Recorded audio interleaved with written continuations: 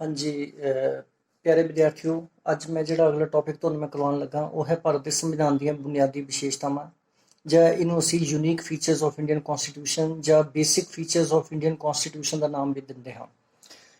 ਤੇ ਸਭ ਤੋਂ ਪਹਿਲਾਂ ਮੈਂ ਇਹਦੀ ਜਿਹੜੀ ਵਿਸ਼ੇਸ਼ਤਾ ਹੈ ਉਹਦੇ ਵਿੱਚ ਪਹਿਲੀ ਗੱਲ ਹੈਗੀ ਆ ਕਿ ਲਿਖਤੀ ਸੰਵਿਧਾਨ ਰਿਟਨ ਕਨਸਟੀਟਿਊਸ਼ਨ। ਭਾਰਤ ਦਾ ਸੰਵਿਧਾਨ ਜਿਹੜਾ ਲਿਖਿਆ ਹੋਇਆ ਸੰਵਿਧਾਨ ਹੈ ਔਰ ਇਸ ਦੇ ਵਿੱਚ ਸੰਵਿਧਾਨ ਦੇ ਟਾਈਮ ਓਰੀਜਨਲ ਜਦੋਂ ਬਣਿਆ ਸੀ 395 ਆਰਟੀਕਲ 12 ਅਨੁਸੂਚੀਆਂ ਅਤੇ ਇਸ ਨੂੰ 22 ਹਿੱਸਿਆਂ ਵਿੱਚ ਵੰਡਿਆ ਗਿਆ ਹੈ।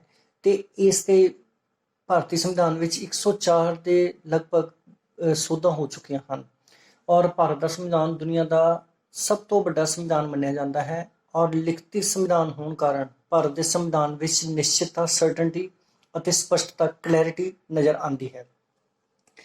ਸੈਕੰਡ ਪੁਆਇੰਟ ਜਿਹੜਾ ਹੈ ਉਹ ਹੈ ਲਿਖਤੀ ਪ੍ਰਥਾਵਾਂ। ਸਾਡੇ ਸੰਵਿਧਾਨ ਦੇ ਵਿੱਚ ਪ੍ਰਥਾਵਾਂ ਉਹ ਹੁੰਦੀਆਂ ਹਨ ਜਿਹੜੀਆਂ ਕਿ ਲਿਖੀਆਂ ਹੋਈਆਂ ਨਹੀਂ ਹੁੰਦੀਆਂ ਹਨ, ਲੇਕਿਨ ਉਹਨਾਂ ਦੀ ਪਾਲਣਾ ਸਮੇਂ-ਸਮੇਂ ਤੇ ਕੀਤੀ ਜਾਂਦੀ ਹੈ ਔਰ ਇੱਕ ਰੂਟੀਨ ਦੇ ਵਿੱਚ ਇਹ ਸਭ ਕੁਝ ਹੁੰਦਾ ਰਹਿੰਦਾ ਹੈ। ਅਨਰਿਟਨ ਕਨਵੈਨਸ਼ਨ ਜਿਹੜੀਆਂ ਹਨ ਉਹਦੇ ਵਿੱਚ ਭਾਰਤ ਦਾ ਪ੍ਰਧਾਨ ਮੰਤਰੀ ਜਿਹੜਾ ਹੁੰਦਾ ਹੈ ਉਹ ਆਮ ਤੌਰ ਤੇ ਬਹੁਮਤ ਪ੍ਰਾਪਤ ਪਾਰਟੀ ਦਾ ਨੇਤਾ ਹੁੰਦਾ ਹੈ ਜਾਂ ਗੱਠਜੋੜ ਦਾ ਨੇਤਾ ਹੁੰਦਾ ਹੈ। ਇਸ ਤੋਂ ਇਲਾਵਾ ਆਮ ਤੌਰ ਤੇ ਭਾਰਤ ਦੇ ਵਿੱਚ ਲੋਕ ਸਭਾ ਦੇ ਸਪੀਕਰ ਅਤੇ ਡਿਪਟੀ ਸਪੀਕਰ ਨੂੰ ਆਮ ਤੌਰ ਤੇ ਨਿਰਵਿਰੋਧ ਬਿਨਾਂ ਕਿਸੇ ਆਪੋਜੀਸ਼ਨ ਤੋਂ ਚੁਣਿਆ ਜਾਂਦਾ ਹੈ ਔਰ ਜਦੋਂ ਵੀ ਭਾਰਤ ਦਾ ਰਾਸ਼ਟਰਪਤੀ ਭਾਰਤ ਵਿੱਚ ਆਪਣੇ ਅਹੁਦੇ ਦੀ ਸਹੁੰ ਚੱਕਦਾ ਹੈ ਤੇ ਉਹ ਆਪਣਾ ਜਿਹੜਾ ਸੰਪਰਕ ਹੈ ਇੱਕ ਰਾਜਨੀਤਿਕ ਦਲਾਂ ਤੋਂ ਥੋੜਾ ਅਲੱਗ ਹੋ ਜਾਂਦਾ ਹੈ।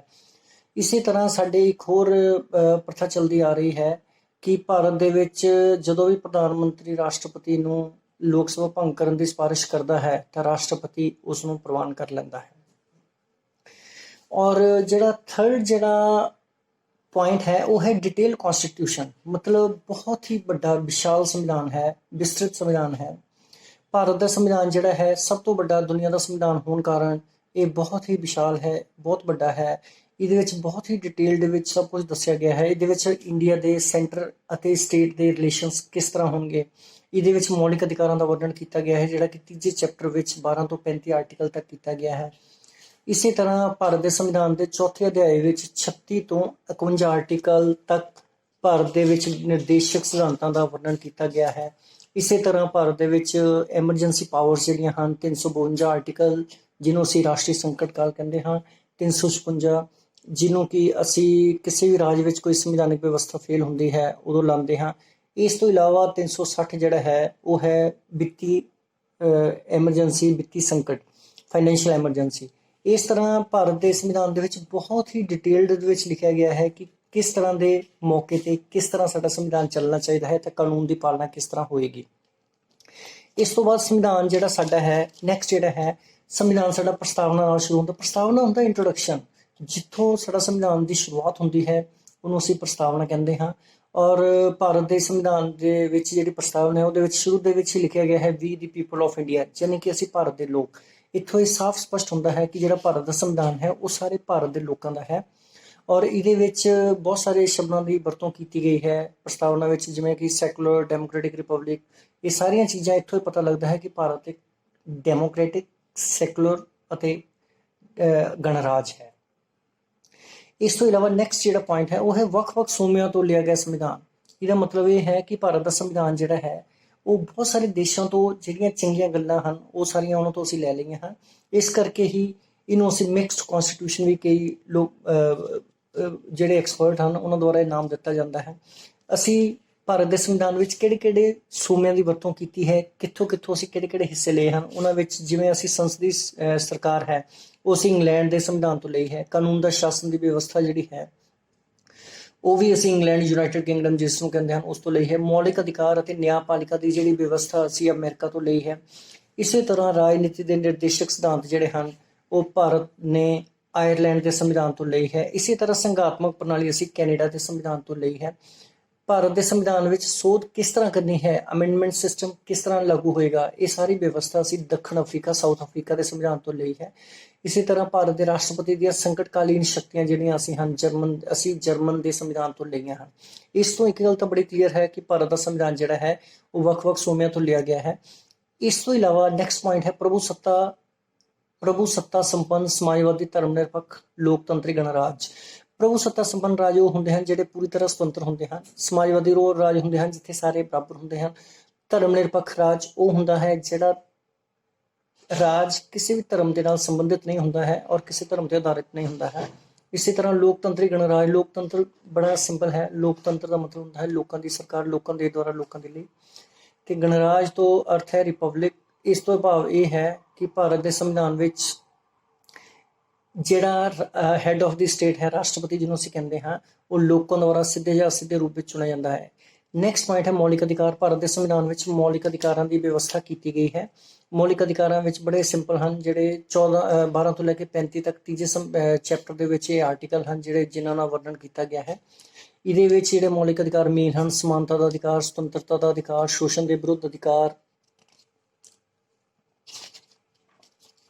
ਇਸ ਤੋਂ ਇਲਾਵਾ ਧਾਰਮਿਕ ਸੁਤੰਤਰਤਾ ਦਾ ਅਧਿਕਾਰ, ਸੱਭਿਆਚਾਰਕ ਅਤੇ ਸਿੱਖਿਆ ਸੰਬੰਧਿਤ ਅਧਿਕਾਰ, ਸੰਵਿਧਾਨਿਕ ਉਪਚਾਰਾਂ ਦਾ ਅਧਿਕਾਰ। ਇਸ ਤੋਂ ਇਲਾਵਾ ਭਾਰਤ ਦੇ ਸੰਵਿਧਾਨ ਵਿੱਚ 21A ਆਰਟੀਕਲ ਨੂੰ ਸ਼ਾਮਲ ਕਰਕੇ 2002 ਵਿੱਚ ਇਸ ਨੂੰ ਸ਼ਾਮਲ ਕੀਤਾ ਗਿਆ ਸੀ। ਰਾਈਟ ਟੂ ਐਜੂਕੇਸ਼ਨ ਜਿਹੜਾ ਹੈ 14 ਸਾਲ ਦੀ ਉਮਰ ਤੱਕ ਦੇ ਬੱਚਿਆਂ ਨੂੰ ਦਿੱਤਾ ਗਿਆ ਹੈ। ਇਸ ਤੋਂ ਇਲਾਵਾ ਰਾਈਟ ਆਫ ਸੀਕ੍ਰੇਸੀ, ਜਿਹਨੂੰ ਅਸੀਂ ਪ੍ਰਾਈਵੇਸੀ ਕਹਿੰਦੇ ਹਾਂ, ਉਹ ਵੀ ਸੁਪਰੀਮ ਕੋਰਟ ਨੇ ਕਿਹਾ ਸੀ ਕਿ ਹਰੇਕ ਵਿਅਕਤੀ ਨੂੰ ਆਪਣੀ ਪ੍ਰਾਈਵੇਸੀ ਨੂੰ ਮੇਨਟੇਨ ਕਰਨ ਦਾ ਹੱਕ ਹੈ। ਸੰਪਤੀ ਦਾ ਅਧਿਕਾਰ ਜਿਹੜਾ ਆਰਟੀਕਲ 31 ਸੀ, ਉਸ ਨੂੰ ਅਸੀਂ ਖਤਮ ਕਰਕੇ 300A ਵਿੱਚ ਅਸੀਂ ਇੱਕ ਕਾਨੂੰਨੀ ਰੂਪ ਦੇ ਦਿੱਤਾ ਹੈ। ਮੌਲਿਕ ਕਰਤੱਵ ਬੜੇ ਸਿੰਪਲ ਹਨ। ਇਹ ਜਿਹੜੇ ਹਨ ਚੌਥਾ ਜਿਹੜਾ ਭਾਗ ਹੈ ਉਹਦੇ ਵਿੱਚ 51A ਆਰਟੀਕਲ ਵਿੱਚ ਸ਼ਾਮਲ ਕੀਤੇ ਗਏ ਹਨ। ਇਹਨਾਂ ਵਿੱਚ ਮੇਨ ਹੈ ਭਾਰਤੀ ਰਾਸ਼ਟਰੀ ਝੰਡੇ ਦਾ ਸਨਮਾਨ ਕਰਨਾ, ਉੱਚੇ ਆਦਰਸ਼ਾਂ ਨੂੰ ਬਣਾਈ ਰੱਖਣਾ, ਰਾਸ਼ਟਰੀ ਗੀਤ ਦਾ ਸਨਮਾਨ ਕਰਨਾ, ਦੇਸ਼ ਦੀ ਰਾਖੀ ਲਈ ਜ਼ਰੂਰਤ ਪੈਣ ਤੇ ਹਮੇਸ਼ਾ ਤਿਆਰ ਰਹਿਣਾ। ਇਸ ਤੋਂ ਇਲਾਵਾ ਆਪਣੀ ਅਮੀਰ ਵਿਰਾਸਤ ਦਾ ਜਿਹੜਾ ਹੈ ਉਸ ਦਾ ਪੂਰਾ ਧਿਆਨ ਰੱਖਣਾ ਹੈ। ਜੰਗਲੀ ਜੀਵਾਂ ਦੀ ਰਾਖੀ ਪੂਰੀ ਤਰ੍ਹਾਂ ਕਰਨੀ ਹੈ। ਇਸ ਤੋਂ ਇਲਾਵਾ 6 ਤੋਂ 14 ਸਾਲ ਤੱਕ ਦੇ ਉਮਰ ਦੇ ਬੱਚਿਆਂ ਨੂੰ ਜਿਹੜੇ ਮਾਤਾ ਪਿਤਾ ਦੁਆਰਾ ਪੜ੍ਹਾਈ ਦੇ ਪ੍ਰੋਪਰ ਮੌਕੇ ਦਿੱਤੇ ਜਾਣਗੇ। ਨੈਕਸਟ ਹੈ ਰਾਜਨੀਤੀ ਦੇ ਨਿਰਦੇਸ਼ਕ ਸਿਧਾਂਤ। ਇਹ ਸੰਵਿਧਾਨ ਦੇ ਚੌਥੇ ਚੈਪਟਰ ਵਿੱਚ 51A ਦੇ ਵਿੱਚ ਸ਼ਾਮਲ ਕੀਤੇ ਗਏ ਹਨ, ਜਿਹੜੇ 36 ਤੋਂ 51 ਤੱਕ ਸ਼ਾਮਲ ਕੀਤੇ ਗਏ ਹਨ। ਸੰਸਦੀ ਪ੍ਰਣਾਲੀ ਦੀ ਸਰਕਾਰ ਉਹ ਭਾਰਤ ਵਿੱਚ ਹੈ, ਤੁਹਾਨੂੰ ਪਤਾ ਹੈ, ਜਿਹਦੇ ਵਿੱਚ ਵਿਧਾਨ ਪਾਲਿਕਾ ਤੇ ਕਾਰਜਪਾਲਿਕਾ ਵਿੱਚ ਗੂੜਾ ਸੰਬੰਧ ਹੁੰਦਾ ਹੈ, ਉਸ ਨੂੰ ਅਸੀਂ ਸੰਸਦੀ ਸਰਕਾਰ ਕਹਿੰਦੇ ਹਾਂ। ਨੈਕਸਟ ਪੁਆਇੰਟ ਹੈ ਮੰਤਰੀ ਪਰਿਸ਼ਦ ਦਾ ਨਿਸ਼ਚਿਤ ਆਕਾਰ। ਭਾਰਤ ਵਿੱਚ ਮੰਤਰੀ ਮੰਡਲ ਦਾ ਜਿਹੜਾ ਆਕਾਰ ਹੈ 15% ਨਿਸ਼ਚਿਤ ਕੀਤਾ ਗਿਆ ਹੈ। ਇਸ ਤੋਂ ਜ਼ਿਆਦਾ ਮੰਤਰੀ ਭਾਰਤ ਵਿੱਚ ਨਹੀਂ ਬਣ ਸਕਦੇ ਹਨ। ਕਠੋਰ ਅਤੇ ਲਚਕਦਾਰ ਸੰਵਿਧਾਨ ਹੈ। ਭਾਰਤ ਦਾ ਸੰਵਿਧਾਨ ਬਹੁਤ ਹੀ ਸਖਤ ਅਤੇ ਲਚਕਦਾਰ ਹੈ। ਕਠੋਰ ਸੰਵਿਧਾਨ ਉਹ ਹੁੰਦਾ ਹੈ ਜਿਸ ਨੂੰ ਆਸਾਨੀ ਨਾਲ ਬਦਲਿਆ ਨਹੀਂ ਜਾ ਸਕਦਾ, ਤੇ ਲਚਕਦਾਰ ਸੰਵਿਧਾਨ ਉਹ ਹੁੰਦਾ ਹੈ ਜਿਸ ਨੂੰ ਆਸਾਨੀ ਨਾਲ ਬਦਲਿਆ ਜਾ ਸਕਦਾ ਹੈ। ਭਾਰਤ ਦਾ ਜਿਹੜਾ ਸੰਵਿਧਾਨ ਹੈ ਇਹ ਸੰਘੀ ਹੈ, ਲੇਕਿਨ ਭਾਵਨਾ ਵਿੱਚ ਇਕਾਤਮਕ ਹੈ। ਸੰਘੀ ਉਹ ਹੁੰਦਾ ਜਿਸ ਦੇ ਵਿੱਚ ਕੇਂਦਰ ਤੇ ਰਾਜਾਂ ਦੇ ਆਪਸੀ ਸੰਬੰਧ ਹੁੰਦੇ ਨੇ। ਇਕਾਤਮਕ ਸਰਕਾਰ ਉਹ ਹੁੰਦੀ ਹੈ ਜਿਸ ਵਿੱਚ ਸਾਰੀਆਂ ਸ਼ਕਤੀਆਂ ਕੇਂਦਰ ਦੇ ਕੋਲ ਹੁੰਦੀਆਂ ਹਨ। ਸਾਰਵਜਨਿਕ ਬਾਲਗ ਮਤ ਅਧਿਕਾਰ ਦਿੱਤਾ ਗਿਆ ਹੈ। ਇਹ 18 ਸਾਲ ਦੀ ਉਮਰ ਤੋਂ ਉੱਪਰ ਜਿਹੜੇ ਵੀ ਬੱਚਿਆਂ ਨੂੰ ਜਾਂ ਨੌਜਵਾਨਾਂ ਨੂੰ ਮੌਲਿਕ ਅਧਿਕਾਰ ਦਿੱਤਾ ਜਾਂਦਾ ਹੈ, ਉਸ ਨੂੰ ਅਸੀਂ ਜਿਹੜਾ ਹੈ ਮੌਲਿਕ ਅਧਿਕਾਰ ਨਹੀਂ, ਜਿਹੜਾ ਅਧਿਕਾਰ ਰਾਜਨੀਤਿਕ ਰੂਪ ਵਿੱਚ ਦਿੱਤਾ ਜਾਂਦਾ ਹੈ, ਇਸ ਨੂੰ ਸਾਰਵਜਨਿਕ ਬਾਲਗ ਮਤ ਅਧਿਕਾਰ ਕਿਹਾ ਜਾਂਦਾ ਹੈ। ਧਰਮ ਨਿਰਪੱਖ ਰਾਜ ਉਹ ਰਾਜ ਜਿਹੜਾ ਕਿਸੇ ਧਰਮ ਤੇ ਆਧਾਰਿਤ ਨਹੀਂ ਹੁੰਦਾ ਹੈ। ਦੋ ਸਦਨੀ ਵਿਧਾਨ ਪਾਲਿਕਾ। ਭਾਰਤ ਦੇ ਵਿੱਚ ਲੋਕ ਸਭਾ, ਰਾਜ ਸਭਾ ਜਿਹੜੇ ਹੈ ਇਹ ਦੋ ਸਦਨ ਹਨ, ਇਸ ਨੂੰ ਅਸੀਂ ਦੋ ਸਦਨੀ ਵਿਧਾਨ ਪਾਲਿਕਾ ਕਹਿੰਦੇ ਹਾਂ। ਸੰਸਦ ਦੀਆਂ ਸੀਮਿਤ ਸ਼ਕਤੀਆਂ। ਭਾਰਤ ਦੇ ਵਿੱਚ ਸੰਸਦ ਦੀਆਂ ਸ਼ਕਤੀਆਂ ਜਿਹੜੀਆਂ ਹਨ ਉਹ ਸੀਮਿਤ ਹਨ। ਉਹ ਉਹੀ ਕੰਮ ਕਰਦੀ ਹੈ ਜੋ ਕਾਨੂੰਨ ਦੁਆਰਾ ਉਸਨੂੰ ਪ੍ਰਾਪਤ ਕਰ ਦਿੱਤੇ ਜਾਂਦੇ ਹਨ। ਜੇਕਰ ਸੰਸਦ ਕੋਈ ਗਲਤ ਕਾਨੂੰਨ ਬਣਾਉਣ ਦੀ ਕੋਸ਼ਿਸ਼ ਕਰਦੀ ਹੈ ਤਾਂ ਸੁਪਰੀਮ ਕੋਰਟ ਕਾਨੂੰਨ ਦੇ ਦੁਆਰਾ ਉਸ ਤੇ ਰੋਕ ਲਗਾ ਸਕਦੀ ਹੈ। ਇਹ ਕਹਿ ਰਹੀ ਸੰਗਠਿਤ ਨਿਆਂ ਪ੍ਰਣਾਲੀ। ਸਾਡੀ ਨਿਆਇਕ ਵਿਵਸਥਾ ਇੱਕੋ ਜਿਹੀ ਹੈ, ਛੋਟੀ ਅਦਾਲਤ ਤੋਂ ਲੈ ਕੇ ਵੱਡੀ ਅਦਾਲਤ ਤੱਕ ਇੱਕੋ ਜਿਹੇ ਹੀ ਕਾਨੂੰਨ ਲਾਗੂ ਹਨ। ਸੁਤੰਤਰ ਨਿਆਂਪਾਲਿਕਾ ਉਹ ਹੁੰਦੀ ਹੈ ਜਿਸ ਵਿੱਚ